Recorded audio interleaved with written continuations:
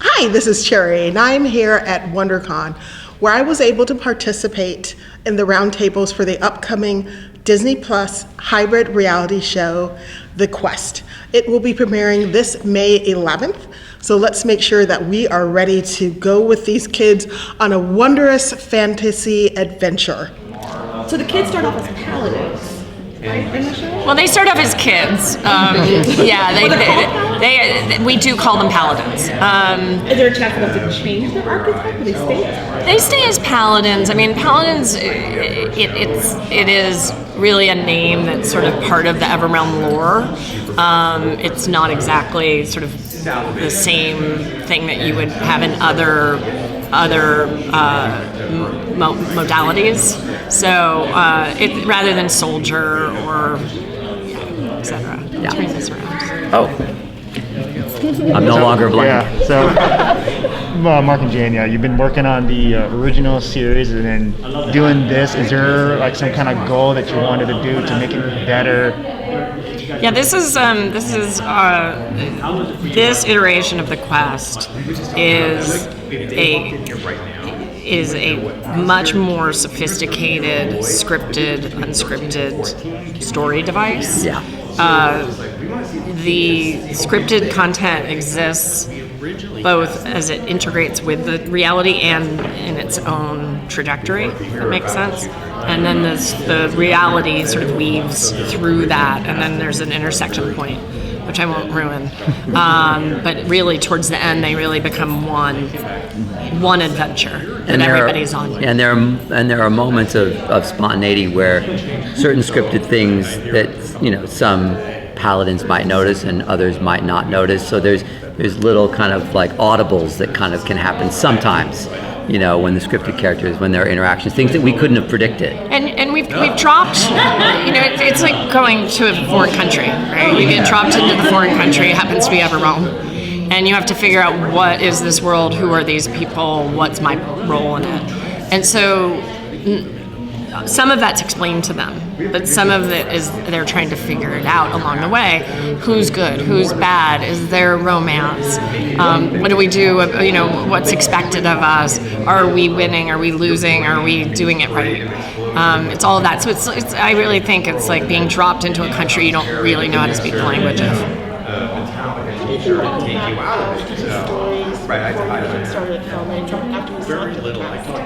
So we have partners like Eric Newman and Candace Lee, who worked mostly with Mark and I, at least initially, to establish the world and the stakes and the main characters and where we wanted to take the main scripted characters, what's their end game and their arcs. And then we worked all as a team with Disney to make sure that the storyline of the scripted was compelling and fun. And then the kids came in, we cast the kids and dropped them into this.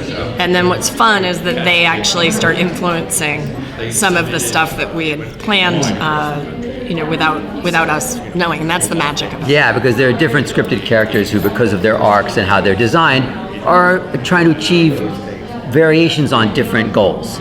And as the more and more the paladins interact with them, they start to observe and influence and affect these goals, which have unpredictable results. What are some of the challenges of having a scripted cast of characters versus an unscripted cast of participants? Well, I mean, scripted. We're from the scripted world, right. Of course. It's controlled. You know what's going to happen. It happens on a time frame. You can stop when there are mistakes. You can stop down and say, "Okay, let's do it again." With this show, there wasn't always that opportunity. There was windows where we would shoot just the scripted characters, and we would treat it like a normal movie or television series, and we'd have lots of takes and coverage and all of that. And then we had the when the kids were there, it was one take. It was live. And so if somebody messed up, you rolled with it. You just rolled with it. And if it was going badly, you just rolled with it. Like if it was goofy and not working, you just kept going with it. And then of course the challenges were competition. So that was one time only. So it's faster. by the end of the day, you're like, woof. You really run the gamut, and it lacks control. You don't always get the results you thought you were going to get. But you sometimes get surprised in really positive ways, sometimes not so positive. It's incredibly fun as producers. I mean, we really enjoy the process. We are scripted producers, as we've said. It's fun to play with real people, and the teenagers were really, you fall in love, right? So when they have pain, you feel it. When they're, when they succeed, you feel it.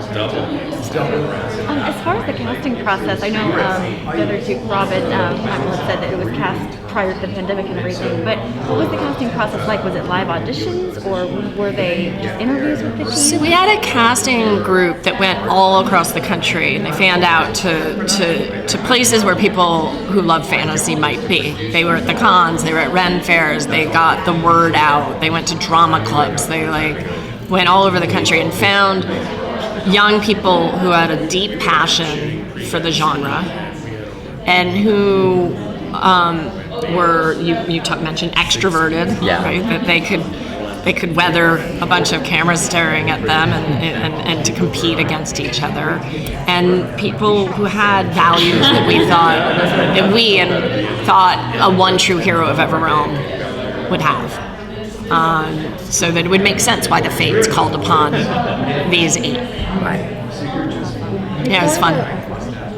Before filming, when you selected the cast members, did you encourage them to start reading certain books to help them prepare for them? Nothing. The goal here is to have authentic reactions. So we told them nothing. They knew nothing. They didn't know where they were going. No. What did they know? They knew that they were going to be on a show called The Quest, and that involves produced by us. fantasy. And it involves fantasy in some fashion. That was it. That's all they knew. Writing camp, there was no Nothing. No training. They did all the training for the show within the show. We filmed all of the training. Some of it gets in, some of it doesn't. All of it was just, here you go. And it was after a year of them being quarantined. So it was a very interesting, I'm sure when you get your hands on them at some point, you should ask them, because I'm sure it was a really incredibly intense and wonderful experience. Now that you've done this iteration with teenagers, you've done an iteration with adults, do you have any ideas for future versions of the Quest, like a Newlyweds on, or We don't. We have ideas. We would, let's hope it's a global hit and we can make another season. We have lots of ideas on how to complicate the experience, whether it's teenagers or adults, it doesn't matter. But we have lots of fun ideas on how to even take something that's this ambitious and make it even more ambitious. That's the part that we get really excited about. So that as we go in seasons, people aren't retreading. To just follow up on that, so do you see this now as sort of a new form of storytelling more than like the game show side of it? Yes, For sure. That's exactly right, and that's where we were really aligned with Disney Plus and Disney branded television. Is that's what they want to. This is the first show in a series of shows that will play in this territory of pushing storytelling further. And changing what reality means. So yes. With the hope that it becomes a global success, has there been any talk of doing other kind of genres, like a science fiction one, or any kind of other kind of story? You'd have to talk to Disney about that, but that's our understanding. Yeah. So, and we have a few ideas that we're going to. Yeah, we have our own ideas. But they're very much invested in this space. This is something they really want to do, and the Quest is their first at bat. So what changes did you make from using adults in reality shows versus kids, especially if they've on Disney? Right. I mean, really, the age of the Paladins is not so much the big difference. It was really what Jane said. We really just wanted to be more ambitious. we wanted to be more ambitious in how we integrated the scripted and the unscripted elements. That was really the thing that we really wanted to do. And it takes a minute in this series to have that full integration because we were afraid that people wouldn't believe it. I think that if we got another at-bat, we would push that faster because it's so believable once it happens. Of course, that's what would happen if you fully integrated. So there really wasn't much difference. I mean, you're still asking people to transcend themselves and be heroic. Yeah. And whether that's kids or adults or, I think it's all the same human desire, right? We all want to transcend ourselves. And that's why we watch all these movies and television. And so I think I felt like the experience was quite similar. Yeah. For the audience here, will we have anything extra to follow on with the show, like a compendium of the characters or extra info? So that You know what? We're going to know more about that. We're going to be sitting down with the Disney team at large. This is the launch. This is just May 11th. Yay! Everybody tune in. Right. So we'll be exploring all of that stuff. We have every hope. We have every hope. But the quest in Everealm at large has a really lovely fandom and a lot of fan fiction and fan extensions, and we're hoping that this will have the exact same effect. Oh, okay. I'm sorry. Michael Williams from Scout Productions. I'm Rob Eric from Scout Productions. So I got to watch the panel a little bit to get an idea of what was happening.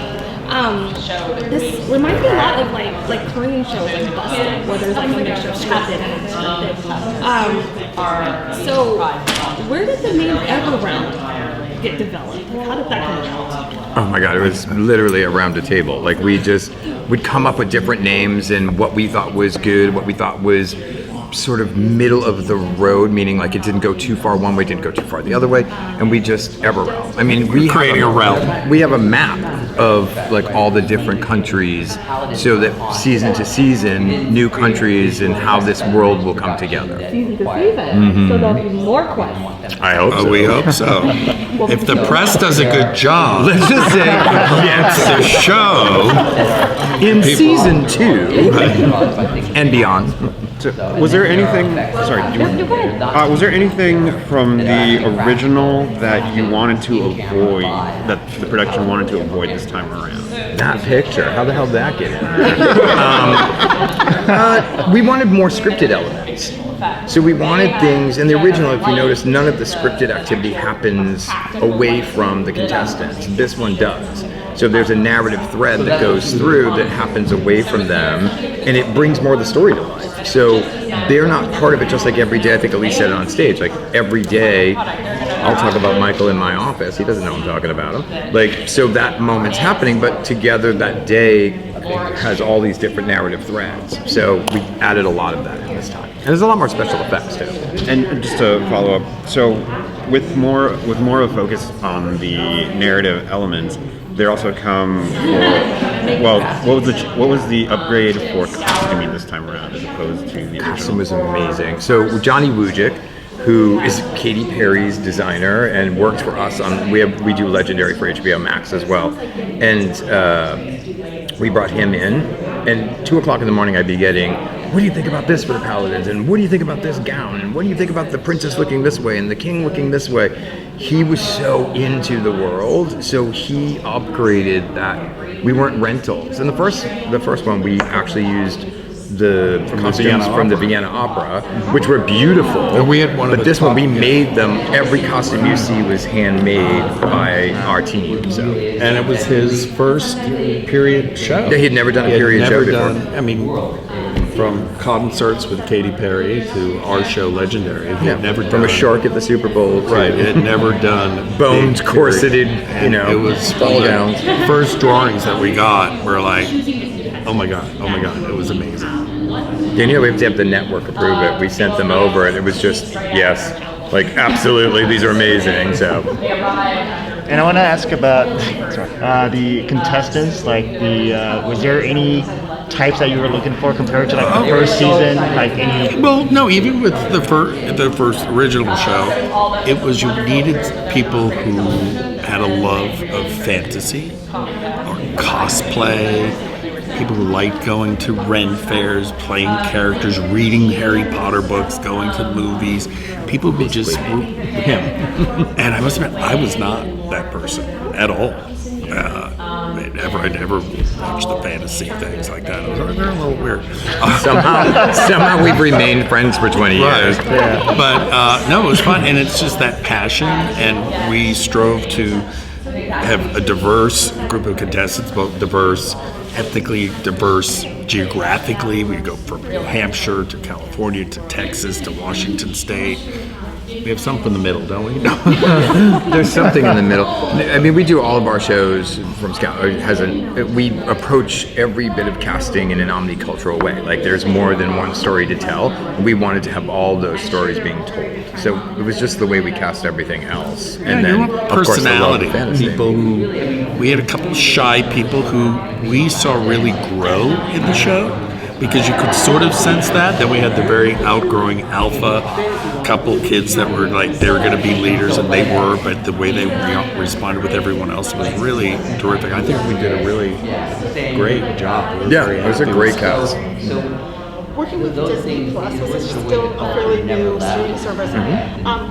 What did you change or add to it to make it sort of fit with the Disney Plus family? I mean, we were already Disney Plus people.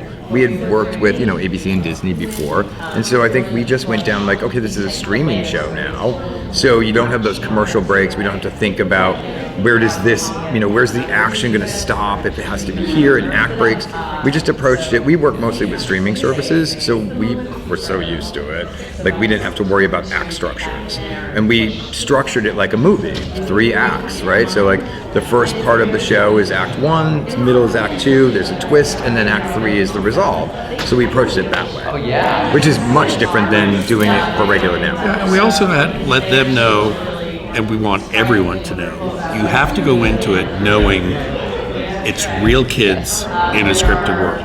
Because if you just watch it without knowing that, you're thinking the kids are really bad actors. And we knew that right. We were watching the first cuts, and we're like, all right, make sure everyone really knows.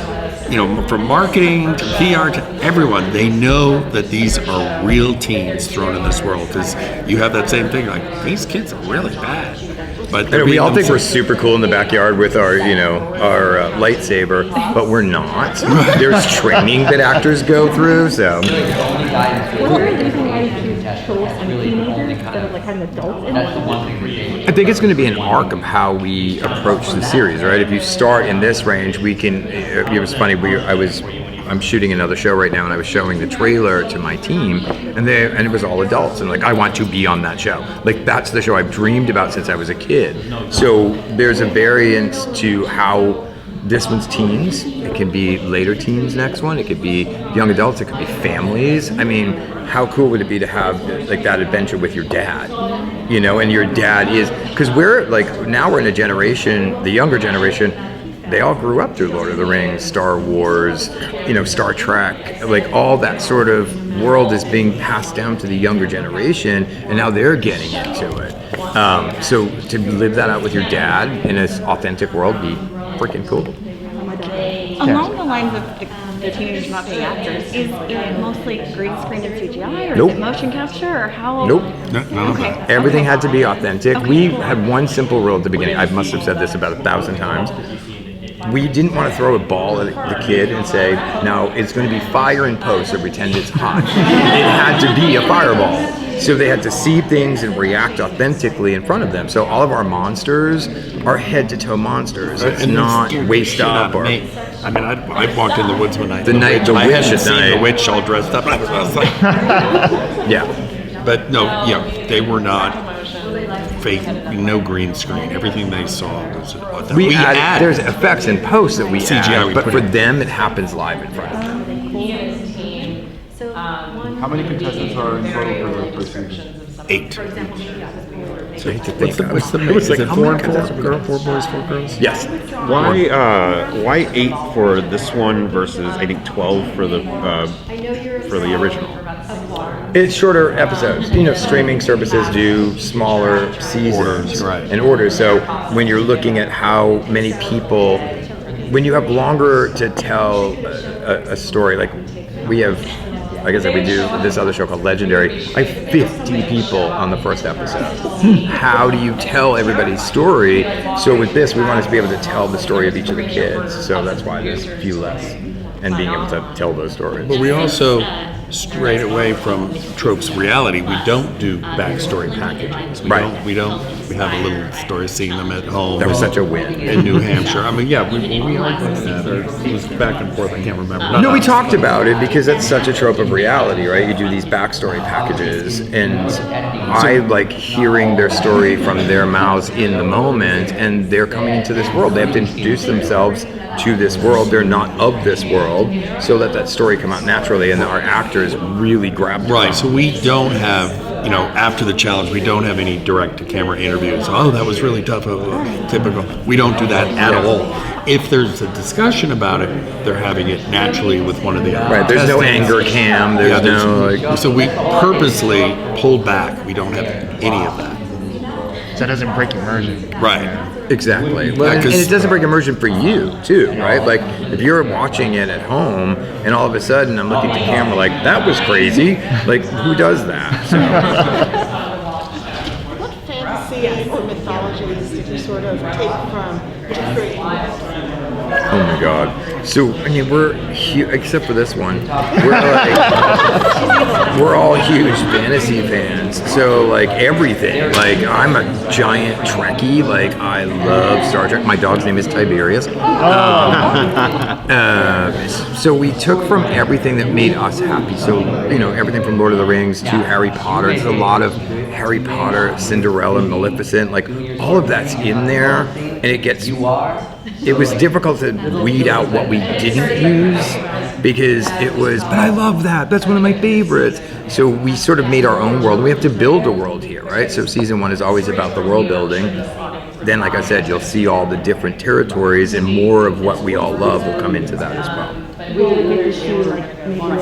Easter eggs? There's a couple of things in there, yes. Some background stuff. I want to go back to the casting process. So I know that originally you guys announced it at Real Screen in 2020, right? Mm-hmm. So was the cast already set at that point, or? Yes, and we were on hold. Oh, yeah. Because it was 2020. I think some of the kids are here, I understand, and I'm curious to see them because when we cast, it was the summer before COVID, so it was probably 2019. And teenagers, they just... No, was it that early? Yeah. Was it really? Yeah. We work too much. I have no idea. What day is today? No, but you look at any of the casting tapes and they look really, really young. And then we got pushed. We were supposed to go to Austria. And we pushed... Now they're getting married. A year. Right. And we kept all of them still wanted to be on it. We didn't have to recast anyone. And now it's been a year later, so we probably won't even recognize these kids. With the time that's passed, will there be a sort of like, where are they now at the end of this? There's not a where are they now. Because it's a fantasy world. So you'll see the story, but you'll know where they are at the end of the story.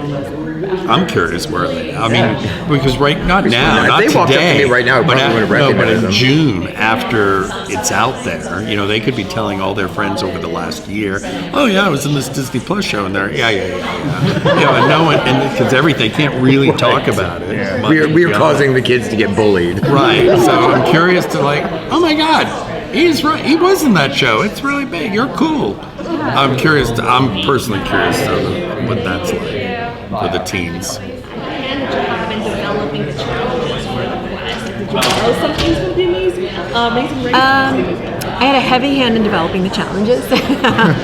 It's my where I thrive. But we didn't take too much from the Amazing Race. It's such a different show because Amazing Race is a reality competition running around the world and doing things in that local culture, except for skydiving and bungee jumping. But that's different. This we had to. It's a scripted show with reality competition, so it's a hybrid. And so, with a script that was written, that we worked on for months and months to develop the show with our writers, we had to think in each episode, what could an organic challenge be? So it doesn't always look like it's a challenge. So for example, there's a scene where all the contestants are around, and there might be a loud explosion or a boom or something, and they look up and something is flying in the sky. And so that experience and what they have to do with what they see is actually a challenge.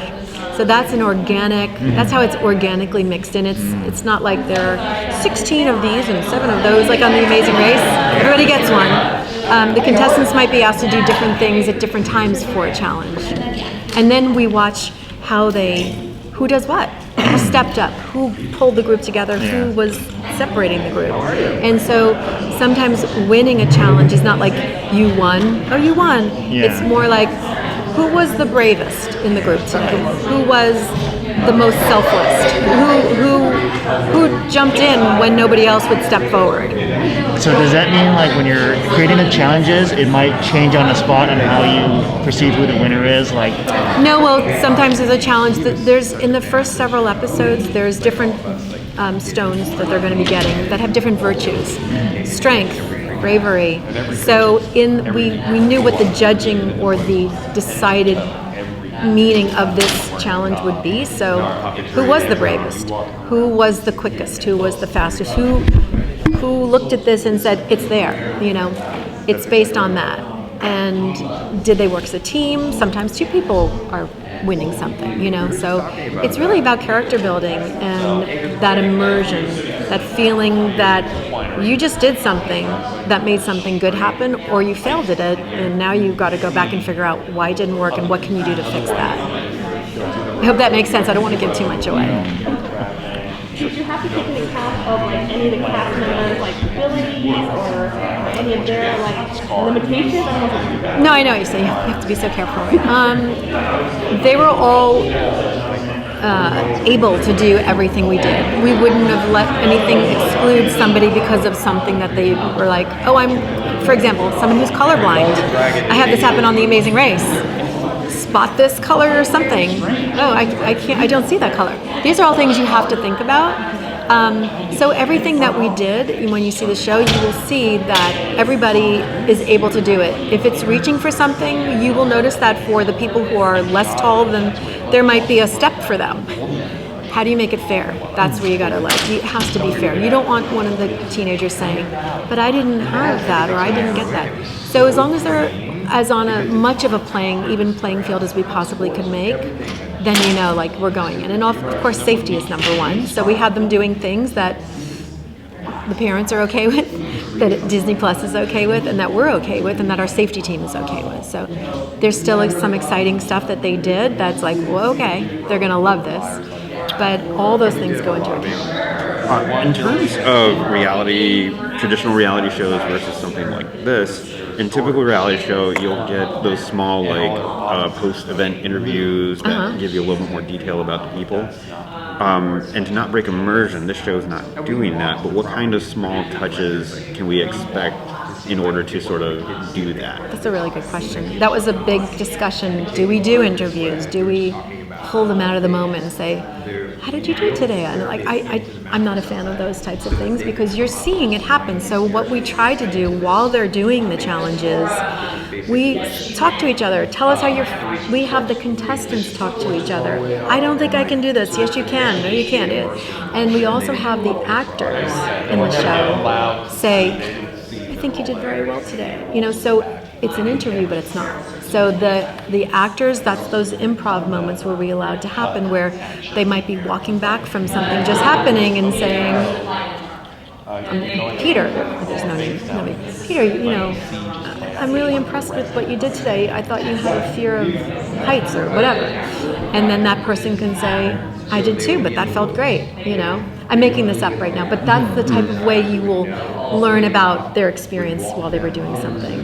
Yeah. And you'll also see them talking to each other. There might be the contestants, and then you and I might talk and say, I can't believe, that was pretty messed up what just happened, you know.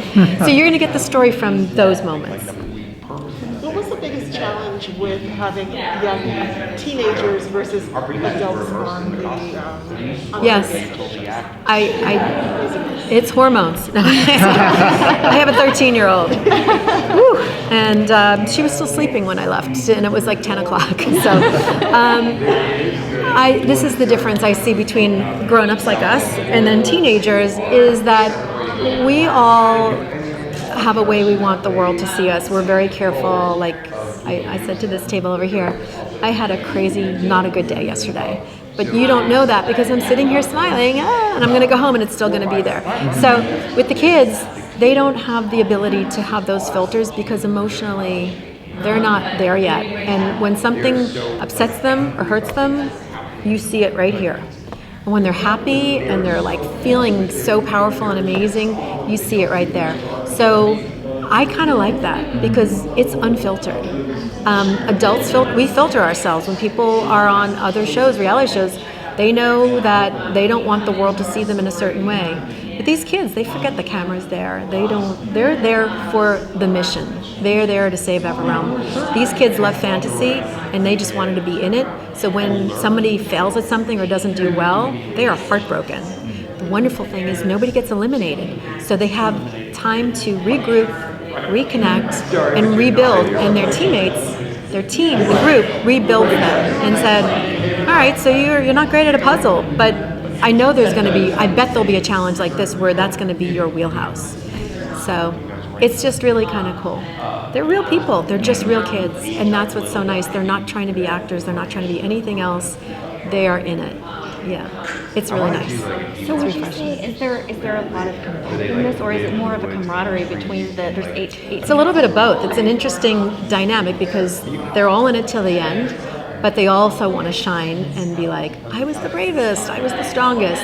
But with that, they have to be careful. People have to, you just have to be careful. Like, do you look like the person that's always pushing everybody out of the side so you get noticed?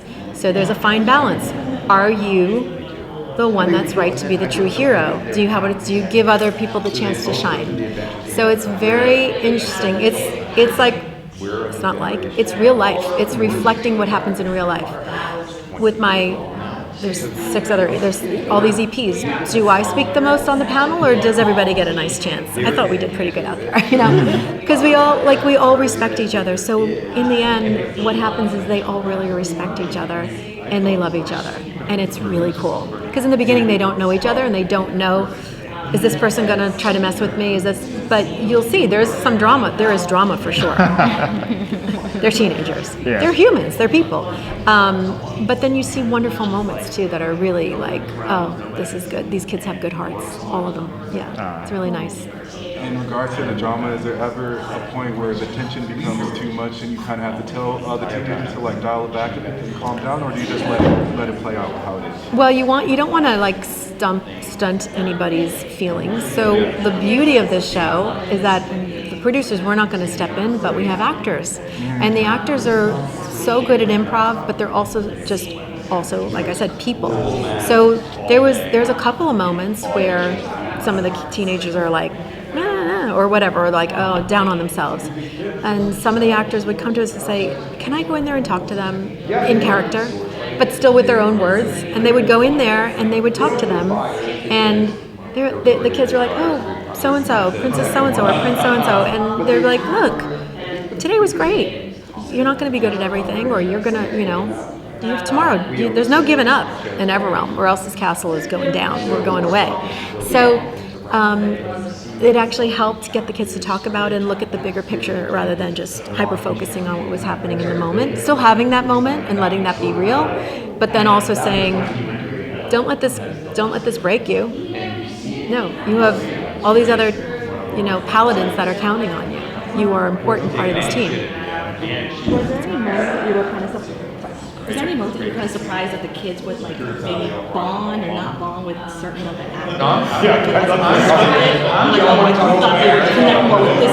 Yeah. It's really interesting because these kids are also, some of them are very like at the scripted characters, I don't really know if I like what you said. Like, oh, that was bold.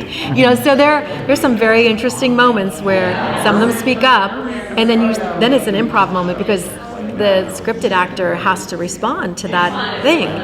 And I was just so impressed with the professionalism and the quality of their craft that they answered always in character within the storyline with real good answers that satisfied whatever that contestant might have been bringing up. So, yeah, there are moments for sure. And that's what's so beautiful about this is there's the actors, the reality contestants, and then there's that middle ground of that improvisational moment where you get real people just having a conversation. Yeah, within this fantastical world. I don't know, I'm super excited about it. I know Mark and Jane had said that it was that there were multiple takes for the scripted portions, but then for the reality portion, it's all in one take. So is it multi-camera? Yeah, we had multi-camera, so we would shoot without the kids. The moments that they're not part of. So in real life, like we're having this meeting in here, there's people outside having a conversation that you might be friends with that you're going to talk to, and they have no idea what we all just said in here. So I think they're going to be blown away when they see the storyline behind what they thought the storyline, because they're trying to figure out what's going on here. Who is that? A bad person? Is that a good person? Because there's a lot of intrigue and mystery. I'm losing my thought, but they just, I'm totally losing my thought on why it was, so yes, we shot with the scripted actors, a couple, because you really want to get those moments right, but then the moments where the scripted actors had their moments with the contestants, it's all in one take. There's no, redoing it, because then it feels like you're filming. And yes, there are cameras, but you forget they're there, because they're back, or they're kind of hidden. And it all kind of falls away because they're so listening to what's happening in the story. They've got to listen to what the actors are saying because like, okay, we're going to leave the castle, we're going to go walk outside into the forest. So those are just one take, just like on The Amazing Race. So that's the reality side. It's just interesting. It'll be fun for all of you to see it and be like, okay, this is the scripted moment where there's no kids. So they must have shot that twice or 10 times. Yeah.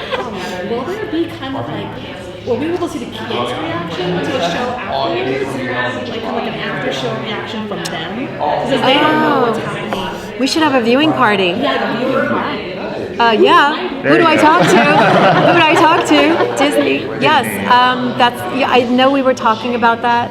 I think that would be great because it'd be like, oh, I knew it. Like those moments. Yes, that's a really good idea. We've talked about it. We'll see if we can get that going. I think it would be great. Yeah. I'm curious, since it's a hybrid model, and I don't think I've ever seen a reality show that's a hybrid model. Yeah. How did you all sort of plot that out as you guys were preparing for filming? As we what? As you were preparing to film and set everything up. Oh my gosh, it's like a military operation. It was like over a year of prep. So the mythology, the script gets written, and then we integrate the challenges. We come up with the challenges with the writers to make sure that it all works. You think big first. You're like, let's have them do this, and then you're like, well, that's not really possible. Kids can't fly.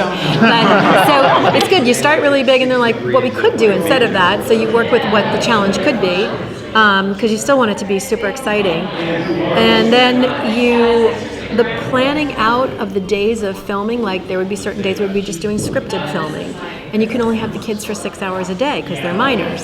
So that is like a schedule that you can't even imagine. Plus with COVID protocols, it was intense. And I think it took us about, I want to say I was up there for about 6 weeks. But we were busy every day. There wasn't a down day really for us. We had the weekend a little bit, but for the most part, we were always busy. Yes, I know. All right, thank you so much. Thank you. I hope you enjoy the show. Enjoy the rest of your